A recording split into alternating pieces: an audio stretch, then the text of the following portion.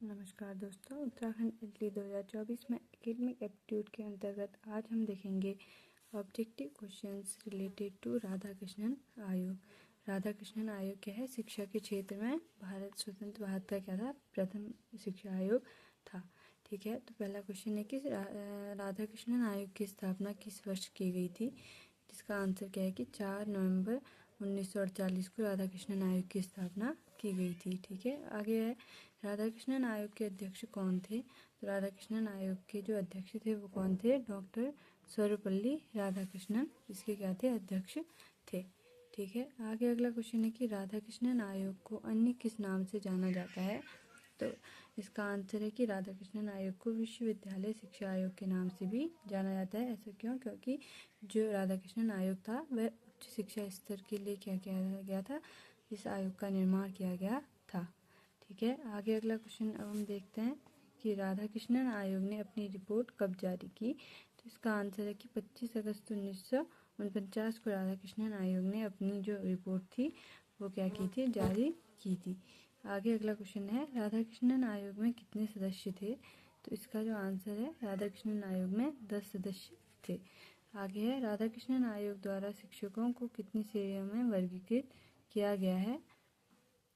इसका आंसर है कि राधाकृष्णन आयोग द्वारा शिक्षकों को 4 श्रेणियों में वर्गीकृत किया गया है, जिसमें पहला है प्रोफेसर, दूसरा है पाठक, तीसरा है व्याख्याता और अगला है प्रशिक्षक। ठीक है, आगे अगला क्वेश्चन है कि आयोग के अनुसार शिक्षण कार्य सप्ताह में कितने घंटे होना चाहिए?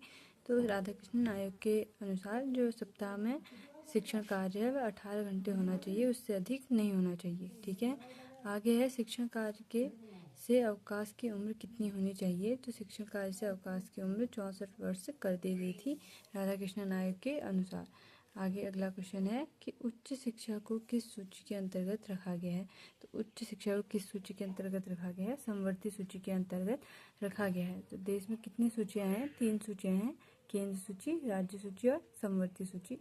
केंद्र सूची क्या होती है? जिसमें क्या है कि जो सारा नियंत्रण होता है वह केंद्र का होता है, और राज्य सूची में राज्य का जो सारा नियंत्रण है राज्य का होता है। लेकिन समवर्ती सूची ऐसी सूची है जिसमें क्या है केंद्र व राज्य का क्या है बराबर नियंत्रण होता है। तो जो उच्च शिक्षा है उसको भी क्या है समवर्ती सूची के अंतर्गत रखा जाना चाहिए, ये राधाकृष्णन आयोग द्वारा कहा गया था। ठीक है, आगे है राधाकृष्णन आयोग ने किस आयोग की स्थापना की सिफारिश की थी? तो राधाकृष्णन आयोग ने विश्वविद्यालय अनुदान आयोग यानी यूजीसी की स्थापना की क्या की थी? सिफारिश की थी। आगे अगला क्वेश्चन है कि आयोग द्वारा उच्च शिक्षा का कितना समय निर्धारण किया गया है? तो उच्च शिक्षा हेतु राधाकृष्णन आयोग ने बताया कि स्नातक की यानी ग्रेजुएशन की जो समय सीमा है वह 3 वर्ष की होनी चाहिए, और स्नातकोत्तर यानी पोस्ट ग्रेजुएशन 2 वर्ष का, तथा शोध कार्य यानी रिसर्च वर्क कितना होना चाहिए? 2 वर्ष का होना चाहिए। ठीक, आगे है कि एक वर्ष में कार्य दिवसों की संख्या कितनी होनी चाहिए? तो एक वर्ष में जो कार्य दिवस है वह कितने होने चाहिए? 180 दिन होने चाहिए। ठीक है।